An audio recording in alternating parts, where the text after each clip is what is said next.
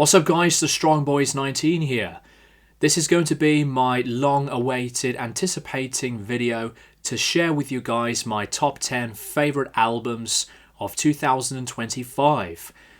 Besides the previous years that have been a jam-packed amount of excellent variety and different styles of new albums, this year is probably one of those better years because there's a new discovery of some albums I wouldn't have expected to include some of them on my list.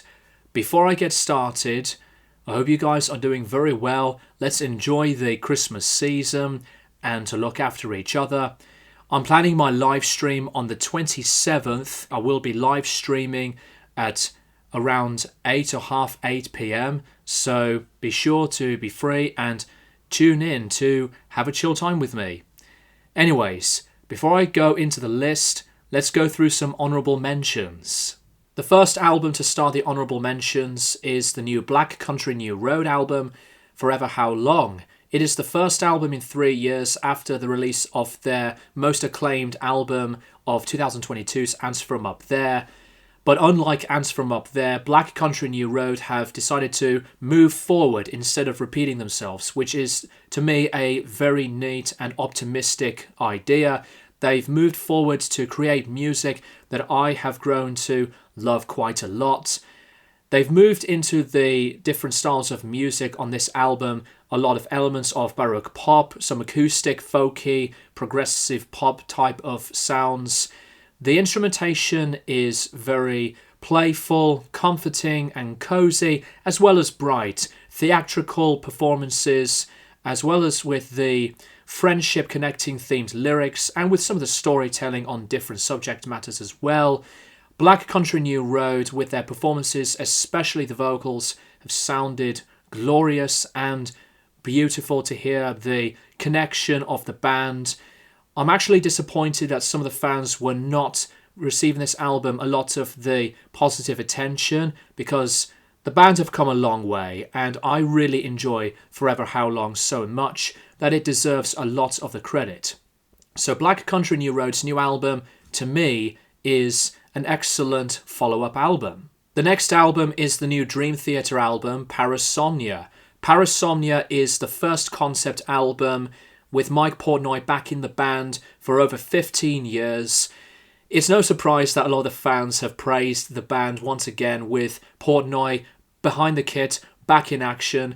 Dream Theater have delivered a lot of the greatness of what they've made previously, even with the Mike Mangini era, which I do defend, but with Portnoy and this lineup in the connected friendship, they've made possibly their darkest and twisting sounding concept album. The title of the album, as well as with a lot of the lyrics, deal around the parasomnia, sleep disorders. It is as majestic and terrific to hear the band go into a lot of the excitement with their uncommon usual time signatures and the complexity through their signature sound. The worst part of the album cover art. Potentially the worst Dream Theater album cover, in my opinion. I know the artwork connects with the themes of the album, but I rather just think about the music. And thankfully, the music is still a really good, big journey to listen to Dream Theater with their whole usual presentable and, atmospheric setting. And Dream Theater's new album is really maybe one of the strongest things they've put out since maybe albums from the early 2000s. The next album to the list is Model Actress with Pirouette. Pirouette as the follow-up album to the last album of Dog's Body, which is a very strong near-perfect album in my opinion. It is a great continuation of following their sounds from what they've made before.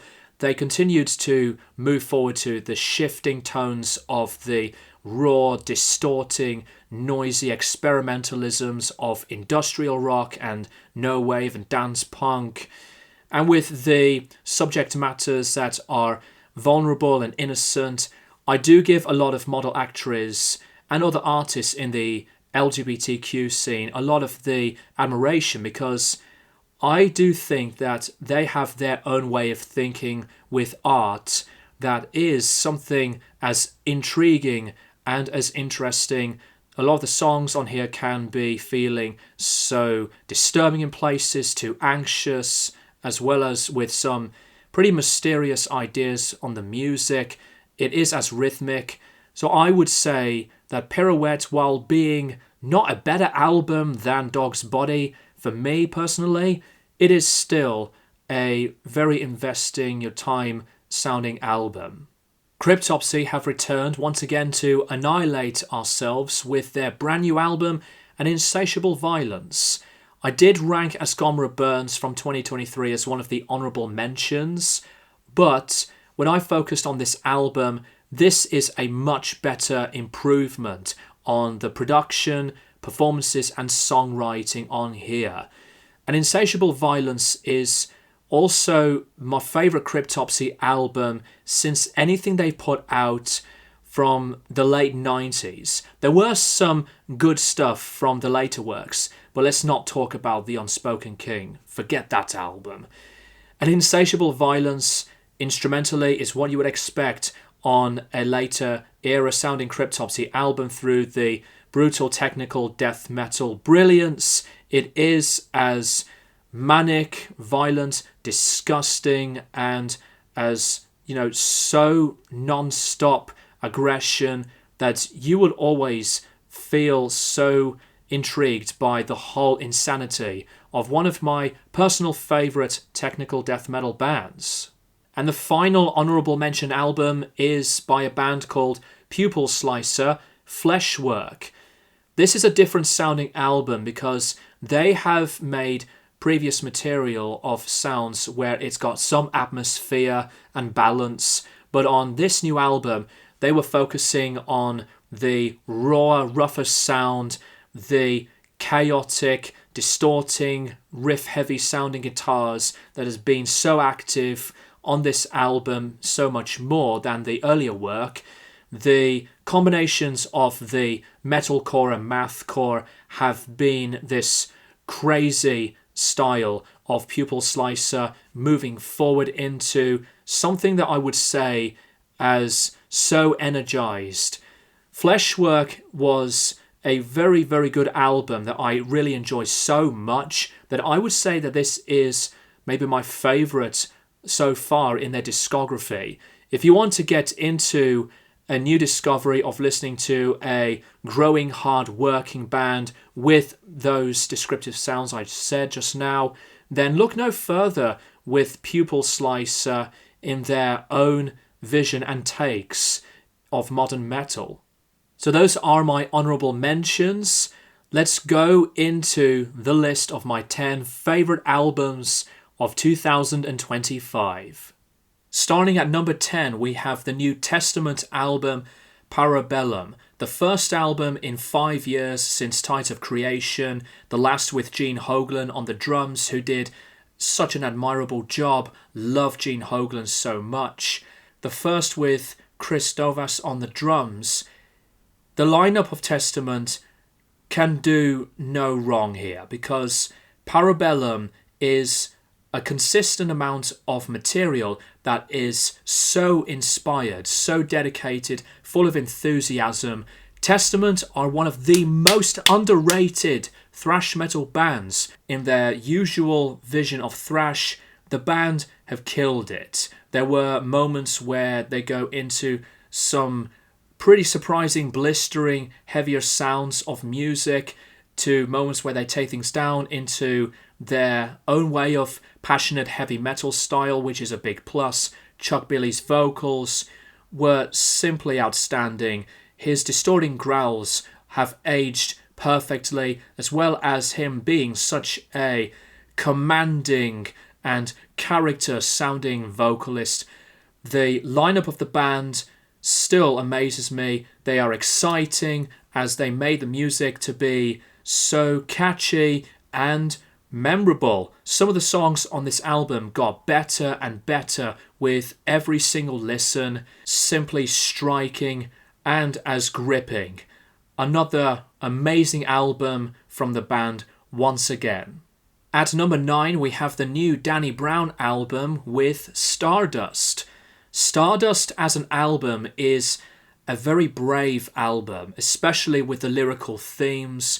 Danny previously went through a lot of rough patches in his life, from his addictions to depression, his alcoholism that took its toll. He was not in a good place.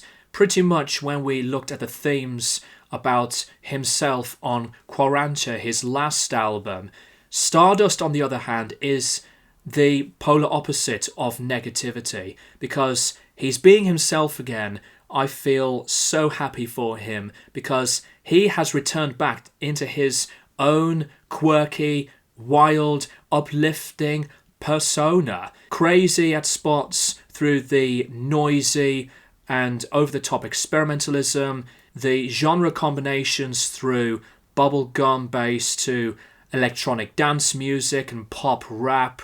Just a huge mixture of many different sounds into one. Even the special guests who have made their contributions have their own personalities. It took me some time to grow on me, but when it did eventually happen, there are some staggering and creative stuff on here. Imaginative and unique artist. But for him personally, I am just thrilled. He's back up to continue making music and to adapt and self-improve, endearing and admirable in his own way of creating hip-hop. It's like a self-reflection album, like what Kendrick Lamar did with Mr. Morale and the Big Steppers. So it's a big thumbs up from me to Danny with this album. At number 8, we have a massive, big return to form of brand new music from one of my favourite bands of all time in the later journey of discovering artists. And that will be the new Stereolab album, Instant Holograms on Metal Film. The first album in nearly 15 long years. How could they pull it off? They nailed it through the roof with consistent song, one after the other, of incredible results, of ambient pop to indie, electronic, neo-psychedelia. These guys have made music that is such a high achievable sound. It's distinctive. A lot of these words can be describing Stereolab's music, and this album is one of the near perfect ones in their whole discography. The instrumentation is warm, cozy, bouncy, rhythmic, mellow, and it's addicting. If you want to get into Stereolab, then look no further. Earlier albums involving the classic masterpiece of the 90s gem Dots and Loops, their relevant style of originality, and it's still inspiring. At number 7, this one is the biggest unexpected album from me to be included in the list. Never in my life would I have changed my mind on this artist when I did realise the tremendous and great talent that she really is. And that is the new Lady Gaga album, Mayhem. Can you believe that?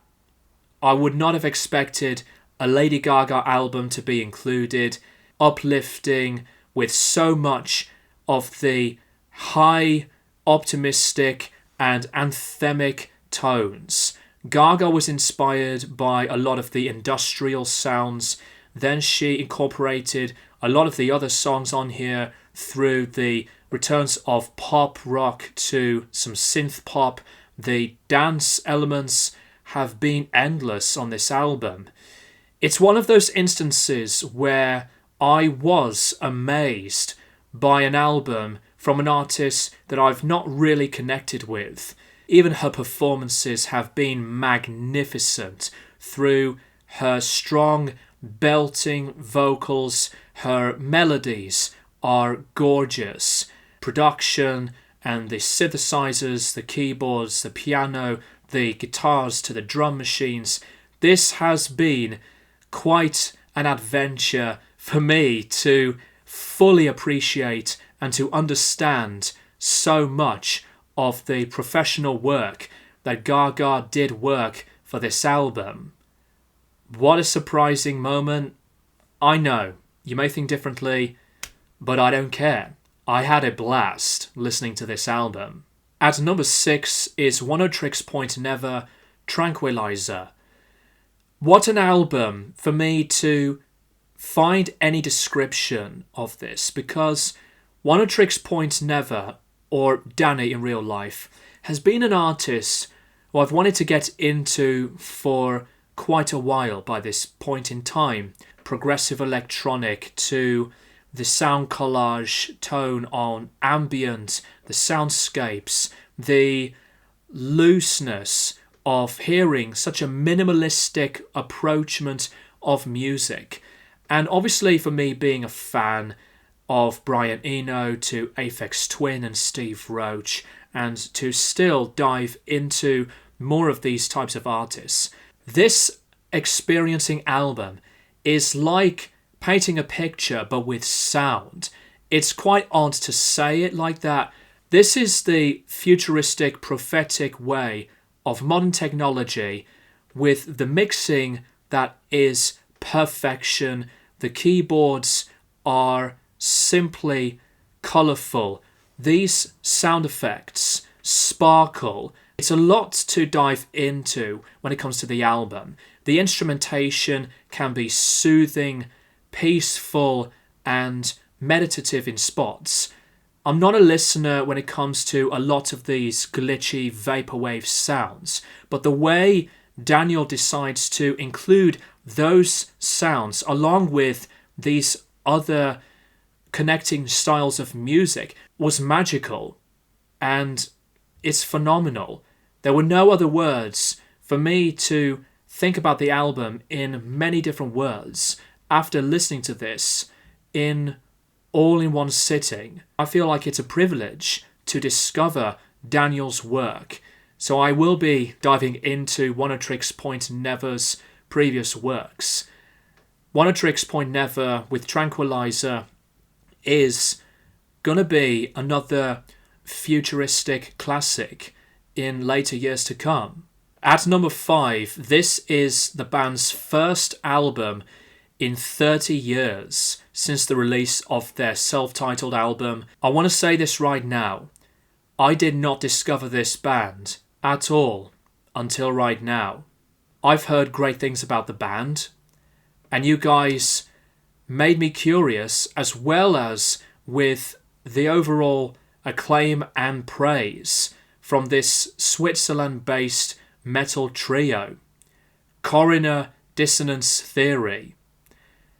This album won me over. For me to be a brand new fan of the band, I know I shouldn't have been missing out on the band, but I did for all this time. A lot of precise, tight rhythm, these time signatures that are so punchy and in your face. The technicality is really high on here.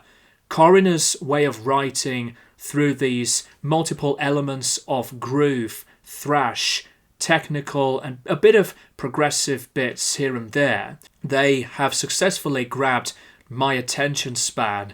Crushing, powerful, and a wicked sounding album. Now that I would like to discover their other music for the first time, it does feel great.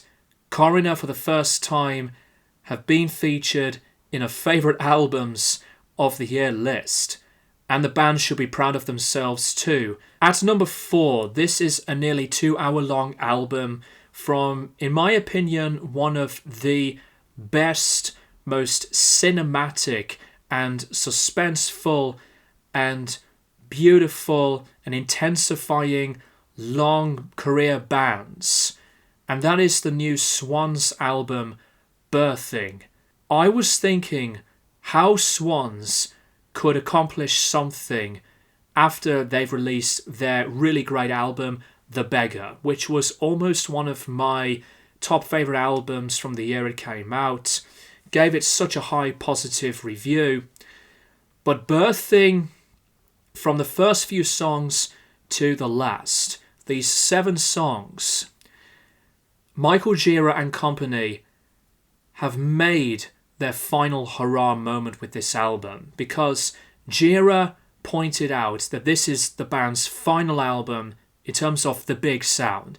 So I am very curious to know what he is going to do next.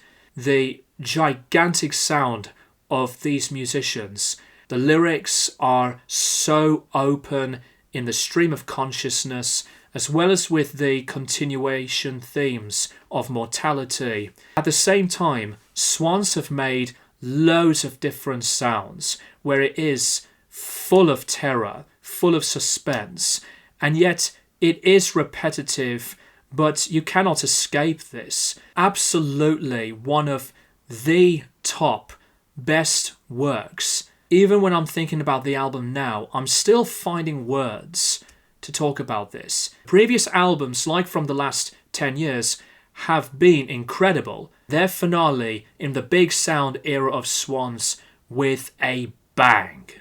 At number 3, an album that's been highly treasured and pretty much praised when it first came out.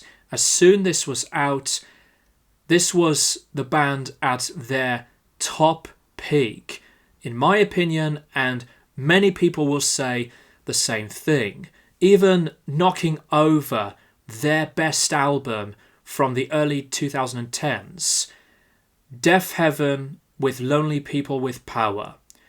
Their discography has been one of my favourites, and what I really liked so much about the band's earlier work, it was not only the band's own take through the styles of post-metal and black metal, but there was loads of atmosphere surrounding the whole band in the first place.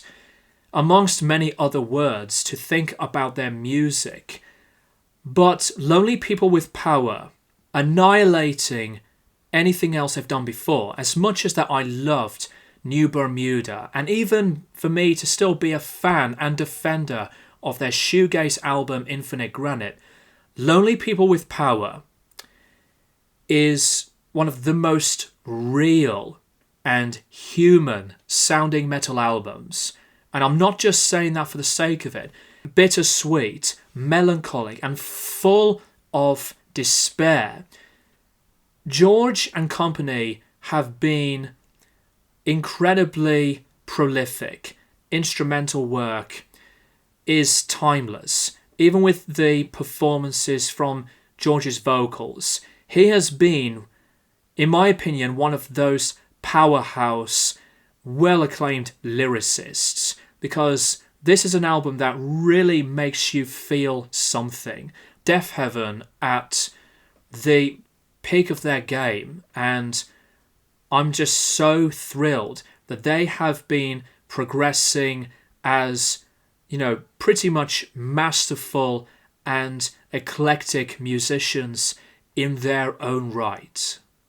At number 2, this is without any doubt my favourite metal album by a band who is a trio. As Coroner have been successfully ranked at the top 5 on my list, this band, along with Coroner, deserve a lot of admiration and respect. We gotta give metal bands who are trios so much of the credit, right?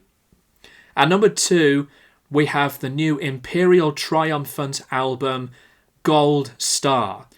Gold Star is 100% the band's magnum opus. This is their number 1 album across their catalogue of albums. This is their most distorted, dizzying, highly mind-fuckery sounding album that I just cannot get my head around all of what's being shown to me from my eardrums. Maximum amount of top quality music. I do recommend this album for any beginner who wants to get into the dissonant style of death metal, or even on the avant-garde metal style, I bet this album would be a future classic for a recommendation to anybody who wants to get into the avant-garde metal style of music, like a Gorguts album. And Imperial Triumphant is one of those perfect bands, the album that I would recommend for anyone to get into the band. Now we go into the number one, my favorite album of the year. When it comes to the number one spot, this album made me realize how impactful the longevity of this band is still there, with a lot of reflection, maturity, and stylistic change. And I would say this is their best album in around 20 years. The album of the year for me is Deftones' Private Music. Private Music was the album that escalated more of the fame that the band have deserved. As the follow-up to the previous album of Ohms, which was my favourite album of 2020, 5 years after the release of that album, Private Music is the better album. The instrumentation, the lyrics, to the whole landscape of their sound, effective simplicity of guitar riffs and chords, to textures and soundscapes of ambience, to the other hazy shoegaze. A lot of the songs flow together as naturally and as precisely. Chino Moreno's vocals have been out of this world. He sounds as fresh. Great to hear the band feel something that they've not felt in a long time in terms of a connection. There's a lot of the heart, the depth, and the whole material of these songs from beginning to end is Deftones at their most realised and adventurous and inspired in ages. Besides, it is the band at their signature sound, but their influences are still so impressive. A near perfect album. What I will say is, it is not their best album ever. It is not a 10 out of 10. It is not even a top 3 Deftones album.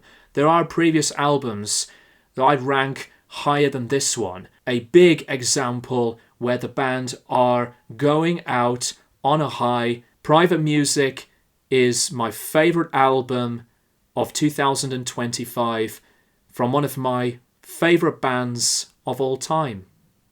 There you go, guys. That is my list of my 10 favourite albums of 2025. What did you think of the list, and what did you think of the albums I've selected? Drop your comments down below, and if you want to join in with me, feel free to share your lists. Thank you guys for watching, and I will keep you guys posted for more videos in the near future.